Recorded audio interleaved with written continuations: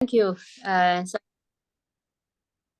I'd like to thank Hamanaka-san to invite me to share my recent work on non-commutative extended integrable systems, their construction and integrability. This work was done by my PhD student and me.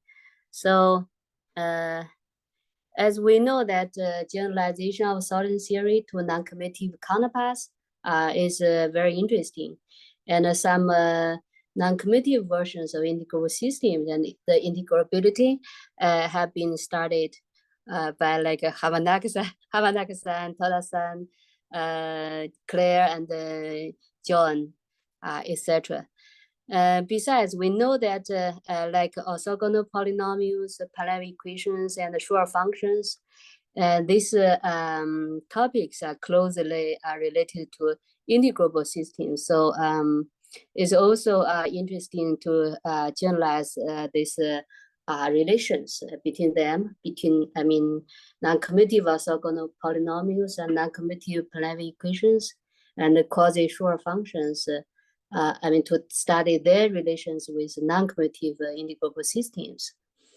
So when we talk about the non-commutative integral systems, we mean such like the super integrable systems, which have grasp many order variables, or matrix integrable systems, or quaternion integrable systems. These are all non-commutative integrable systems. And also there are non-commutative integrable systems caused by replacing the normal product by a star product.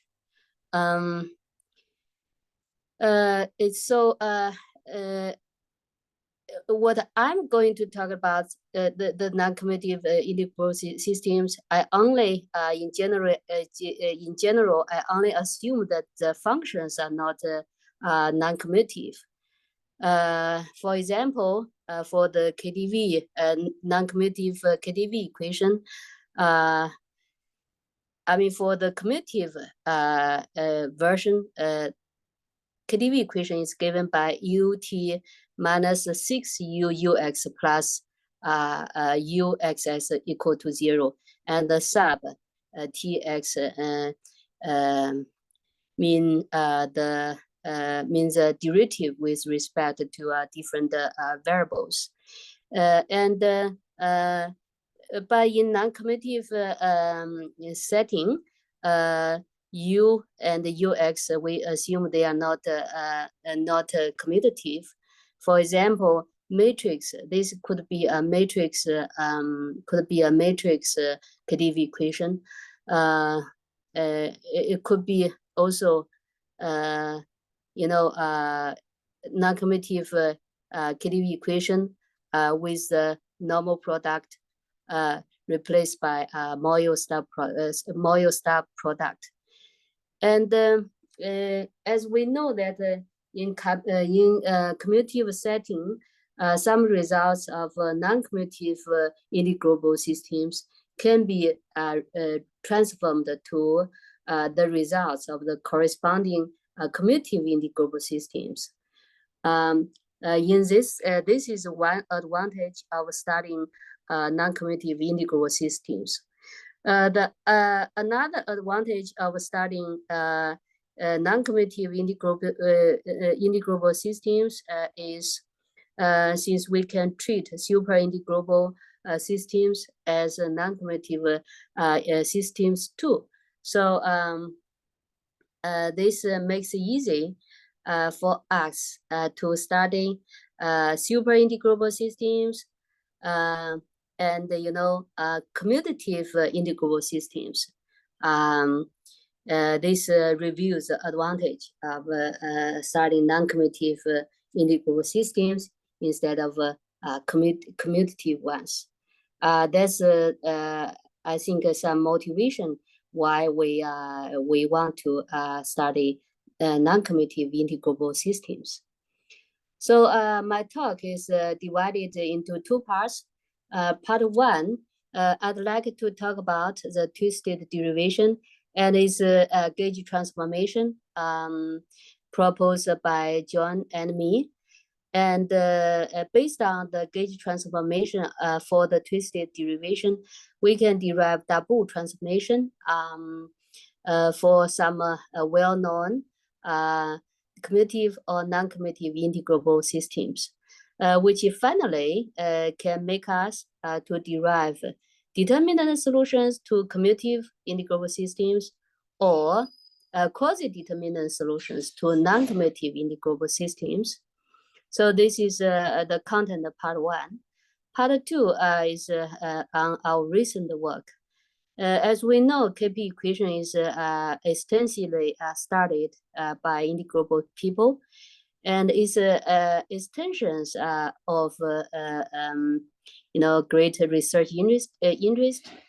We know that there are different extensions for KP equation. We are especially concerned with KP equation with self-consistent sources. We know there are different methods to construct a KP equation with self-consistent method. For example, the squared eigenfunction symmetry constraint, or by applying a variation of constant. And there are different methods to solve this kind of equations.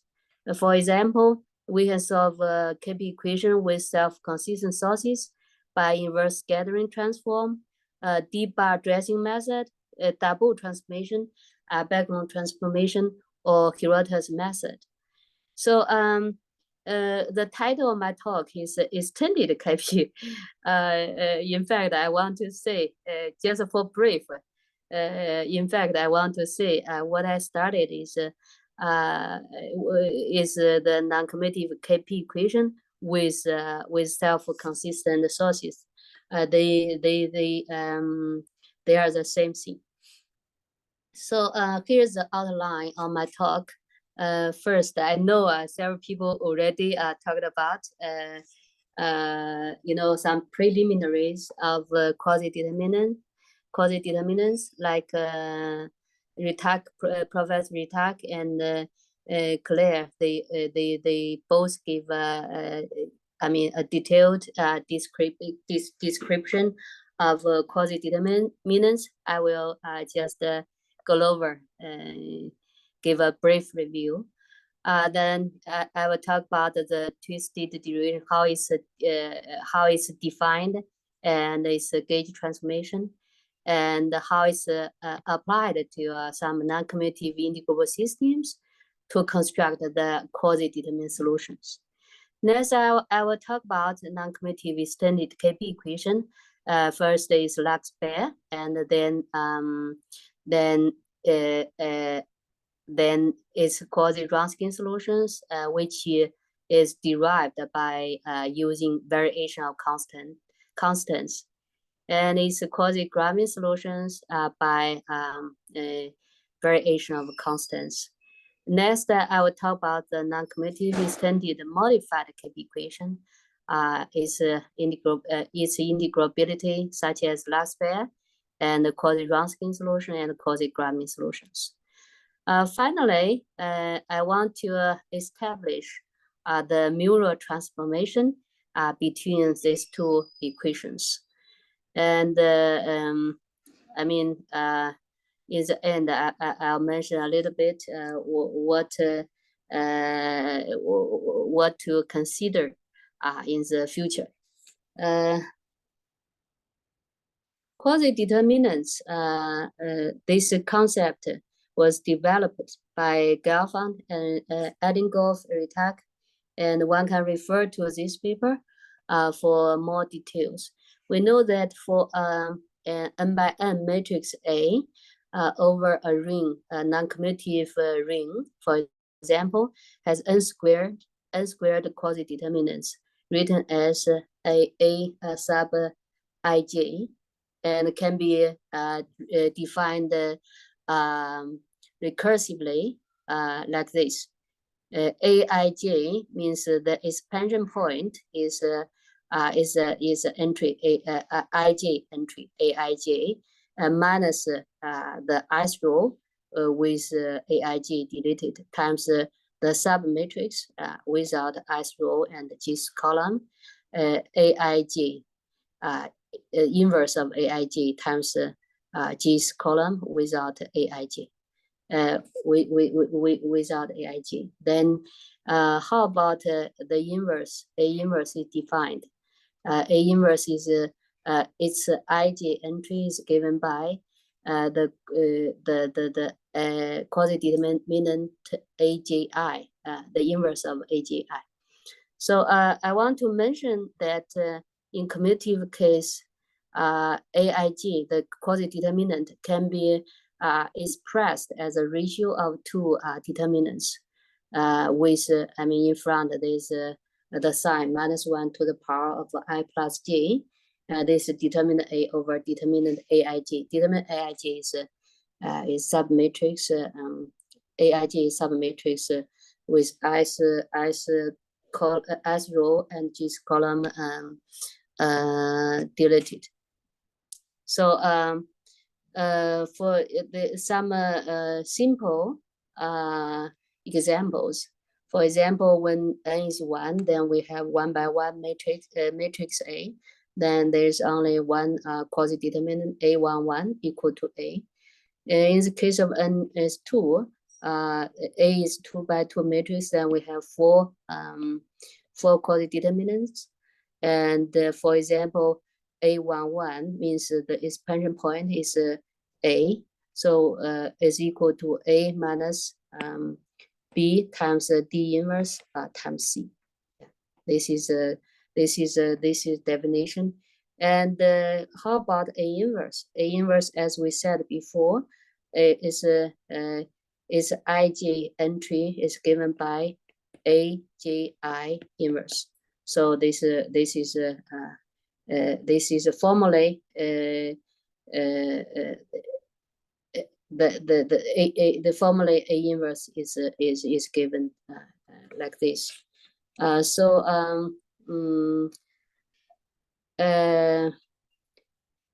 So generally for a block matrix like A is, for example, A is n by n square matrix, and B is a column vector, and C is a row vector. If D in some sense like a scalar, so we have for this quasi-determinant we have D minus C A inverse B. But in fact, D could also be a matrix. It could be D minus C A inverse B only if the dimensions of different matrices are consistent. This essential difference of quasi-determinants from determinants. And there is also some important properties. There are some also, important property like invariance property. So for example, this is if you do row operations to this matrix, and considering the n quasi-determinant, then you will find finally we have what? We have this equal to j times the quasi-determinant of A, B, C, D, right? The expansion point is D. So later on, we will use this. Property a lot to prove solutions. We use this property a lot. Of course, there's also there's also an analogous invariance under column operations involving addition and multiplication on the right. If you do the column operation by multiplying this matrix from right? I will not list here. There are also some, identities in non-commutative setting. We know that we use Jacobi identity a lot. Claire also talked about it in this week, right?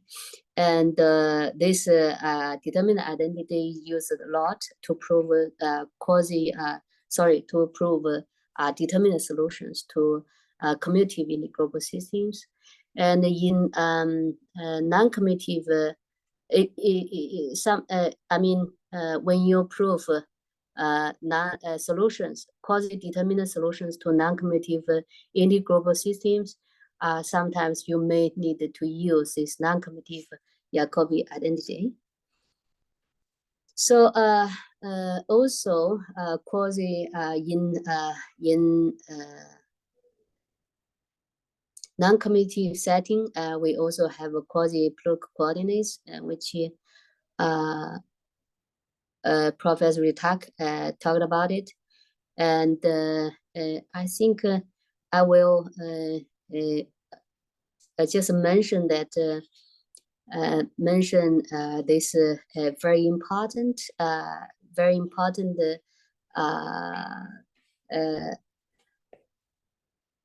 identity, this identity, which is derived, in fact, by using the non-commutative Jacobi identity. By using non-commutative Jacobi identity, we can derive this one. We can, from this quasi-determinant to obtain these two, the product of these two quasi-determinants. We used these relations a lot. From left to right, or from right to left, we use a lot. So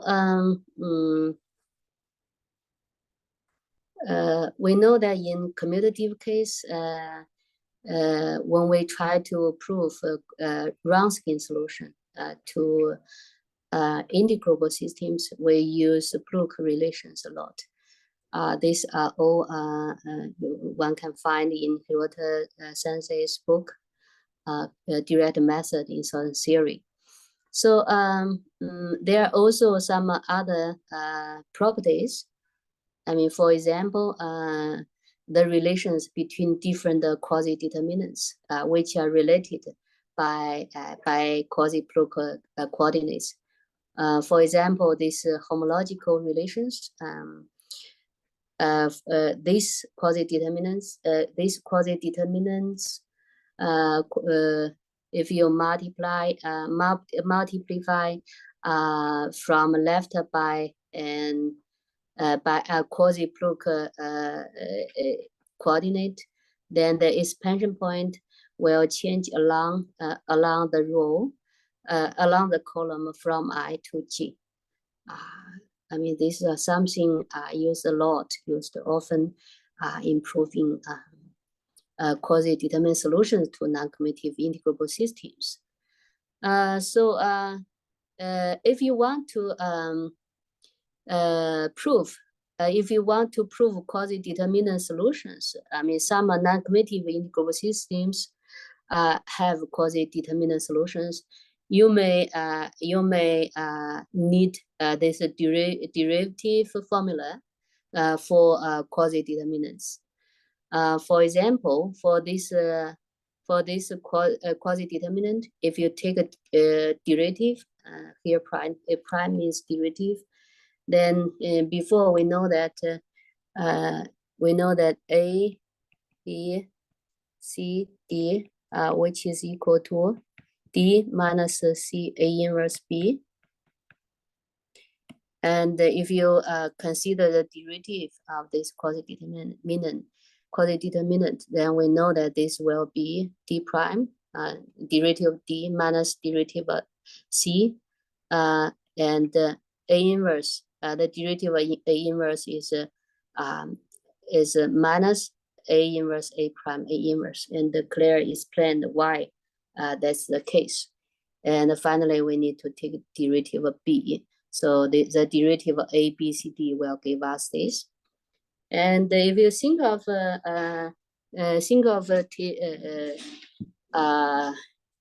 taking derivative of Cauchy-Ronskin, then it's better to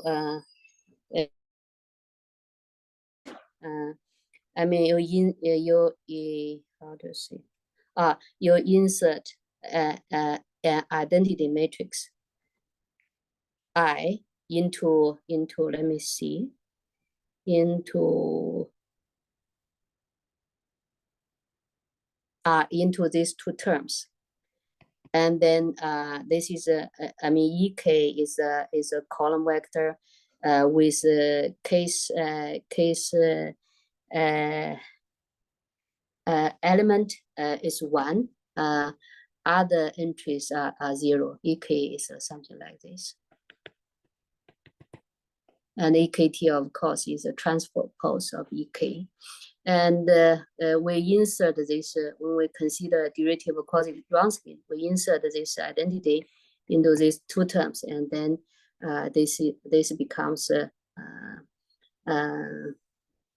for example, we have this formula. Let me see how to say. So AKBK, AKBK here means the case.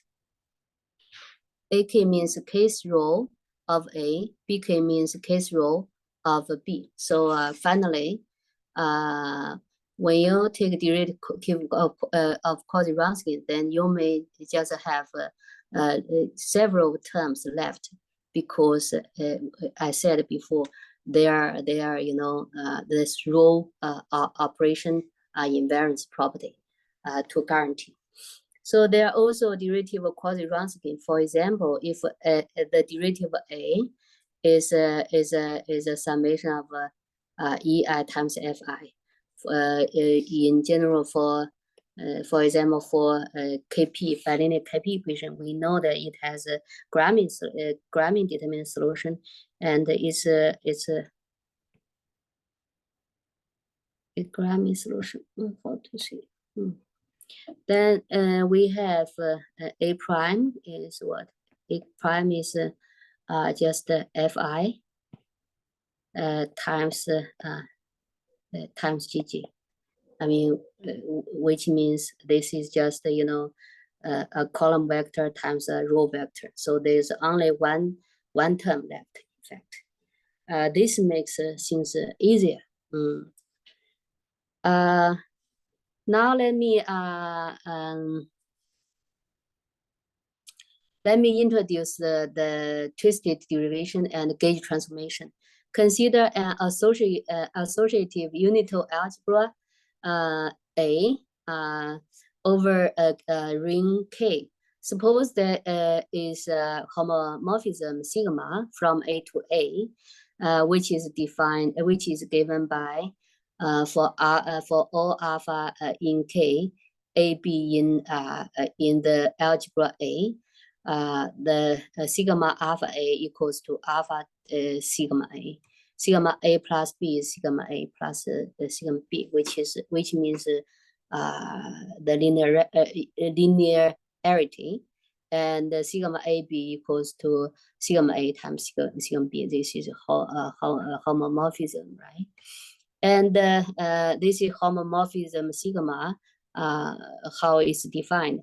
And we say a twisted duration D from A to A,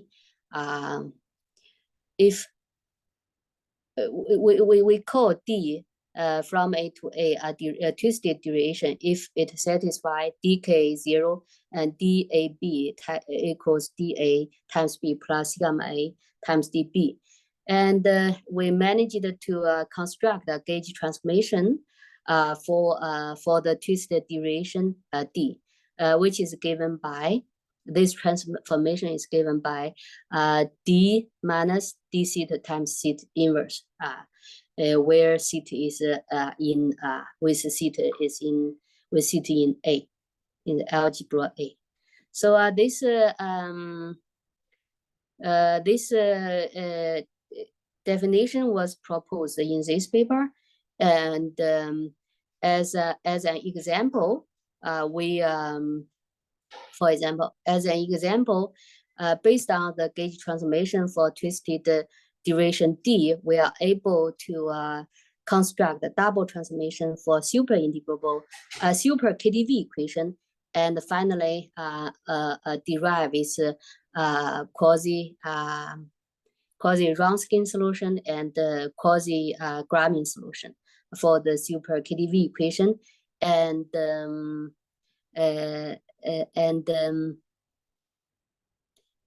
these quasi-determinant solutions can be used to recover the known super determinant solution for the super KdV equation.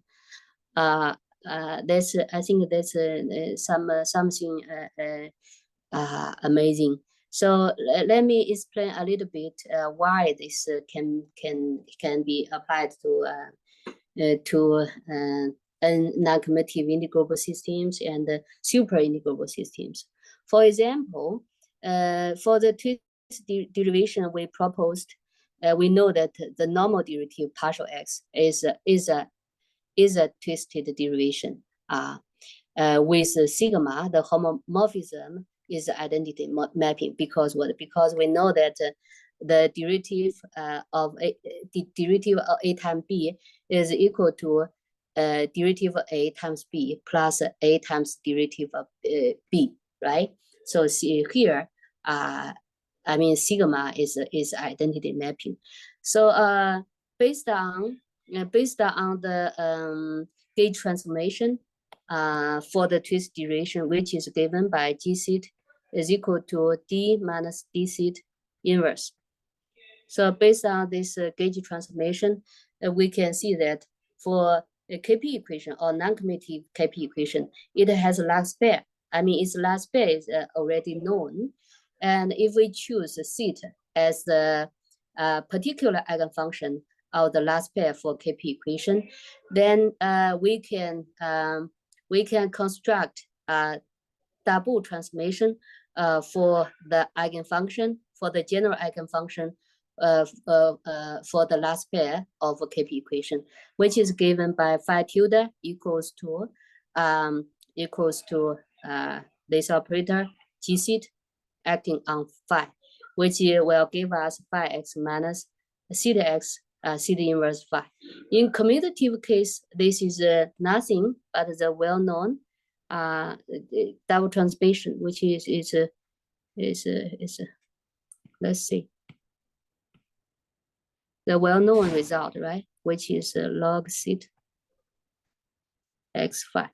But in non-commutative case, we can write this as phi x minus theta x times theta inverse times phi. So in both cases, this is applicable. Also, this is applicable to construct double transformation for the eigenfunctions of the total lattice equation, which, you know, after we have double transformation, definitely we can construct a determinant solution. For example, determinant Wronskian determinant solution for KP equation, or quasi-Wronskian quasi-Wronskian solution to non-commutative KP equation, etc. Let me explain. I also want to say that forward difference operator is also a kind of a twisted derivation, whose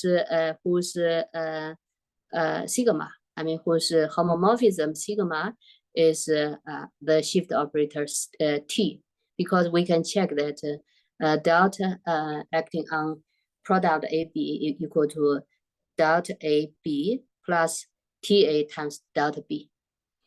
So I also give an example. For example, the non-commutative or the commutative Hira-Minwa equation, which is well studied. Since the forward difference operator is a twisted duration, so we can derive its double transformation for eigenfunctions. So in this sense, we can find its the corresponding quasi Wronskian solution or Wronskian determinant solution. Also, there we can also prove that super derivative is another case of twisted derivation together with its homomorphism, which is a great involution. We also give an example like a super KdV equation. We can, we can construct this double transformation and also its quasi-determinant solution. And another example is Jackson derivative. Jackson derivative is also a kind of twisted derivation. Its homomorphism sigma is the Q-shift operator SQ. So for in this case, we can take a Q discrete 2D total lattice equation as an example to see how it's I mean, from the general result, how the twisted derivation and its gauge transformation give us the double transformation, and finally by iterating give us the quasi-determinant solutions or determinant solutions. Okay, this is the first part. I'll hurry up and go to next part. So is there any questions? Hello? Hello? Yeah, I think it's okay. Yeah. Okay. Please continue. Okay, I'll go ahead. So next, I want to talk about non-commutative extended integrable systems. I mean, it's for example, extended KP equation was proposed by Melnikov in 1983. And later on, Zakharov, Kuznetsov, they started by using inverse scattering transformation. And also, Dajun Zhang, they started the KP equation with self-consistent sources by using by starting from a spectral problem and gave a Wronskian solution to the bilinear KP equation with self-consistent sources. And in Hirota Sensei's book, in fact, there's one chapter. Not one chapter, I mean, there are some detailed description about how to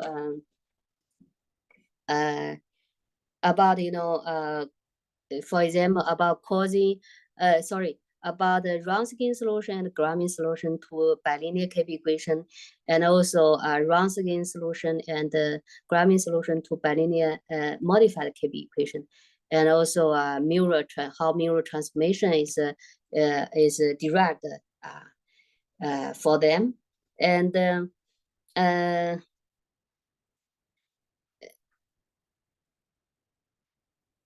later on, my Xingbiao Hu, my former PhD supervisor and his student, they used the variation of constant to construct bilinear KP equation. Bilinear KP equation with self-consistent. I mean, they use this idea to construct discrete KP equation and BKP equation with self-consistent sources in bilinear case. So for this part, there are some work, as I just mentioned, by them, and also part of work, also their work. I mean, which has been done by Xingbiao Hu and Hongyan Wang, and I mean, this part is also known. I mean, they're quasi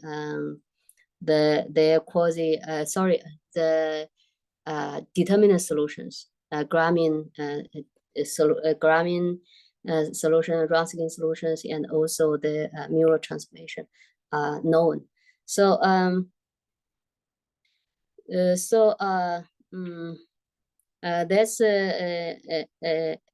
on the level of bilinear equations. So in the nonlinear case, for example, nonlinear KP hierarchy and the nonlinear mKP hierarchy were proposed by Xiaojun Liu by using square eigenfunction symmetry constraint proposed by them, and also mirror transformation are established. I think maybe, sorry, I should say this part. They did this part. The extended case. They did this part. This part. Anyway, this is also unknown. So now my purpose, what I want to do is to generalize the above results to non-commutative case. For example, in Claire and John's paper, they proposed quasi-Wronskian solution, quasi-Gramian solution to non-commutative KP equation, and also non-commutative modified KP equation. And they also established mirror transformation from the viewpoint of a solution between them. So now, what are the corresponding non-commutative extended KP equation and non-commutative extended modified KP equation? What are they, and how to construct them? And what's the mirror transformation between them? So that's what I'm going to explain. For example, we know that this unknown. The non-commutative KP equation is in this case. In commutative setting, we know the commutator will disappear, right? It becomes a KP equation. And in Claire and John's paper, they used double transformation and a binary double transformation to derive to construct its quasi-Wronskian solution and quasi-Gramian solution. For example, this equation has a quasi-Wronskian solution in this form, where theta hat, the bigger theta hat is n by n, Wronskian matrix of theta 1 to theta n with respect to the variable x. And the En, as I explained before, is a column vector like this. And the big theta sub n is the nth derivative of theta, which means this is a row vector theta 1 n blah blah theta big N with respect to x. And all theta I, they satisfy these dispersion relations. So that means this together will give a solution to 2. So how to derive the non-commutative extended KP equation? We are going to use variation of constant.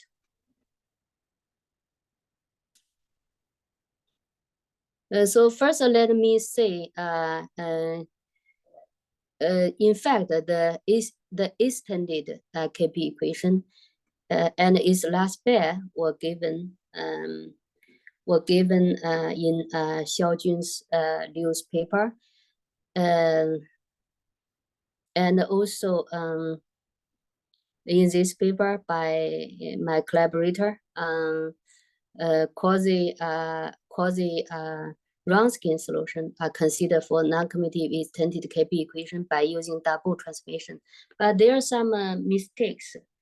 I mean, recently I found. So So before we know that if we assume that theta I satisfy these dispersion relations, then this will give the solution to the non-commutative equation. Now let's change. Let's introduce time t in the dispersion relations. So theta I, for example, if theta I is a combination of two functions HIGI, HIGI satisfy the same dispersion relation as the original theta I. If theta I is an arbitrary constant, then we can prove that theta I again satisfy the same dispersion relations as the original theta I. But after we rewrite theta I in this form, if we introduce time t, we introduce time t to the constant theta I. We transform theta I to CIT, and CIT is given by for I less than or equal to a big M and greater than or equal to 1. Theta IT is a small theta IT, otherwise it's constant CI. Then since we introduce this variable t, then we can check the theta I theta I will satisfy different dispersion relations like this. And the theta I is y derivative is the same, but t derivative we have something extra, we have something additional. So for the solution v equals to minus 2 q00 the original solution v equals to minus 2 q00 will no longer satisfy the non-commutative KP equation. It will produce something additional. So what I want to say is, since y derivative still satisfy the same relation, only t derivative is changed. So if we substitute v equals minus 2 q00 into the original equation, non-commutative KP equation, then we will see that only this derivative changed. There are some additional part will produced. So these are something. I mean, too much details involved. So I will not explain too much. So we only need to calculate the VT. VT, you see, besides these terms, there are something additional produced. So in this way, the non-commutative KP equation becomes the non-commutative extended KP equation with additional term, where QI, RI together give these terms. QI, RI are in this form. So since we introduced the QI, RI, we need to find what QI and RI satisfy. You can easily check that QI, RI will satisfy these two constraints. So in this way, by applying a variation of constants, we are able to construct the non-commutative extended KP equation. Can do it in this way. And let me see what else I want to see. Okay, so in fact, these results, as I explained before, in commutative setting, quasi-determinant can be expressed as a ratio of two determinants. So in commutative setting, we can see that V is nothing but 2 times log tau as derivative of log tau. And QI is big phi over tau. RI is bigger psi over tau. I want to say big phi I, big psi I, and tau they are nothing but Wronskian determinant solution to the bilinear extended KP equation. So in this sense, you can see that, of course, results for non-commutative integrable system can be recovered to give results for the bilinear extended KP equation. So this is how you construct non-commutative extended KP equation from a quasi-Wronskian solution. How about quasi-Gramian solution? How we do it? So for example, in Clare and John's paper, they gave quasi-Gramian solution for the non-commutative KP equation.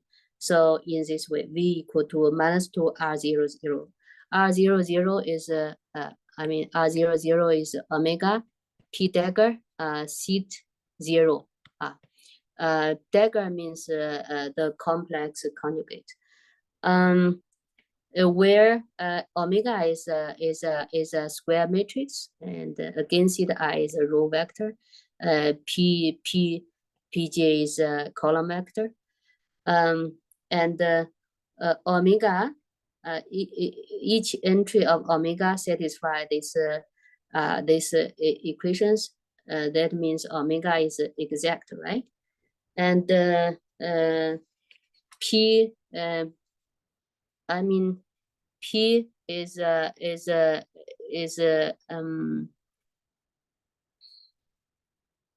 P is rho 1 to rho n is given by this, and so rho j satisfy this dispersion relation, and theta I satisfy this dispersion relation, and this together give quasi-Gramian solution to the non-commutative KP equation. So how do we introduce constant? Introduce a time variable.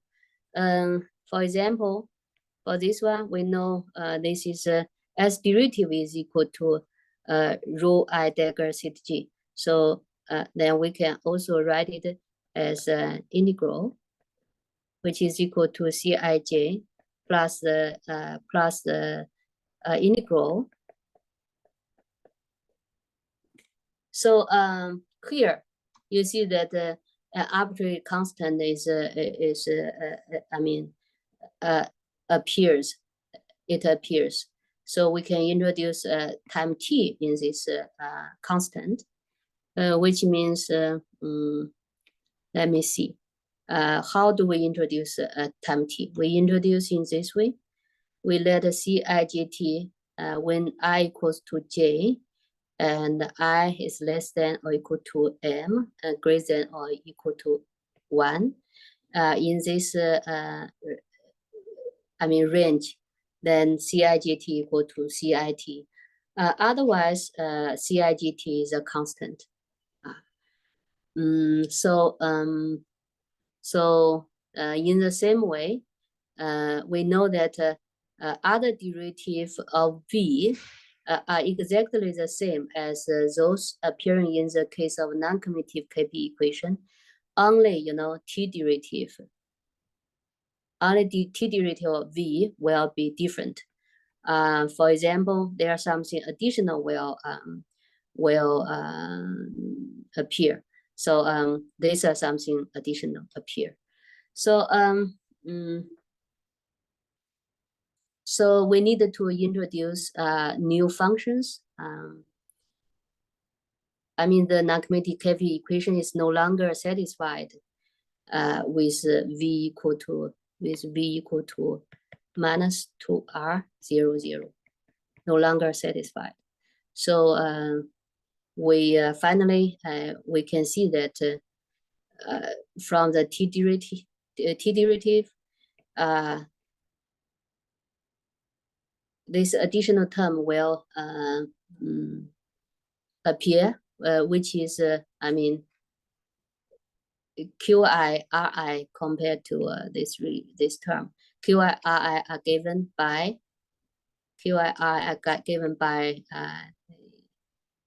these expressions where Ci dot Ci is t is a function of t. Ci dot is given by beta I times eta I. Yeah, Ci dot.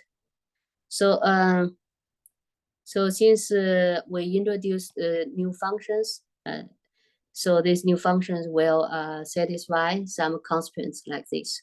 In fact, you can check this Qi, like, eigenfunction in last pair, Ri is RIR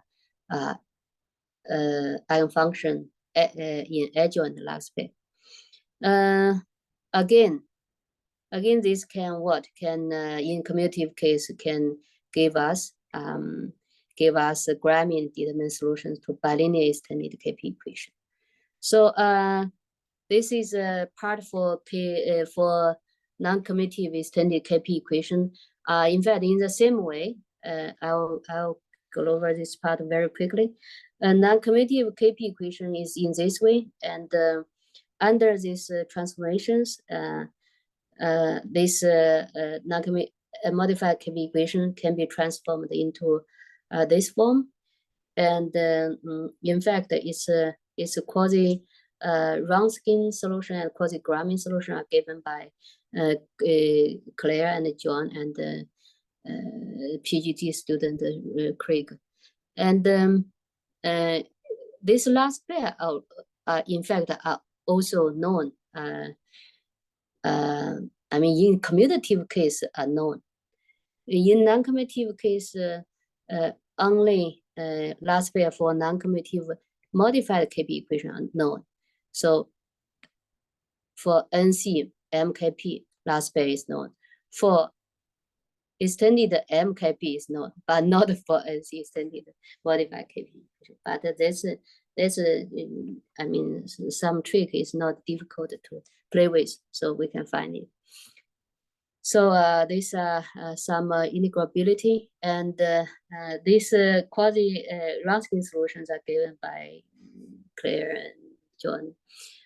So it's known. So in the same way, theta satisfy, you see the same dispersion relations as KP equation. So in the same way, we introduce time t. Then we know that under this assumption, then this F and G no longer satisfy the non-commutative modified KP equation. So we have some additional term. We finally I mean, these additional term are generated, and with QR are given by Q tilde R tilde are given by this quasi Wronskian determinant. So these are how to use quasi-Wronskian solution for the non-commutative mKP equation to generate quasi-Wronskian solution for the non-commutative extended modified KP equation. I mean, in the same way, you can starting from a quasi-Gramian solution for the non-commutative modified KP equation, you can construct by using variation constant. You can construct a non-commutative extended mKP equation together with its quasi-Gramian solutions. But here, what I want to say is, in that paper, that we didn't use the quasi-Gramian solution given by them. We use a different one. And we checked it's indeed a solution for the non-commutative modified KP equation. So in the same way, we have a constant, arbitrary constant. So we introduce time t into the constant. Then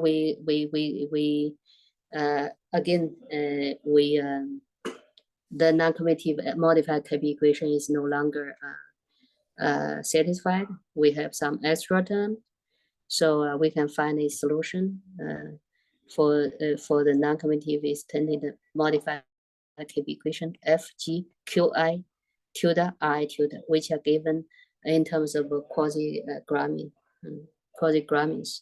So these are the results, and finally we come to the mutual transformation between these two equations. You may wonder how these equations how the mural transformation between the non-commutative versions of extended KP equation and the modified KP equations are found.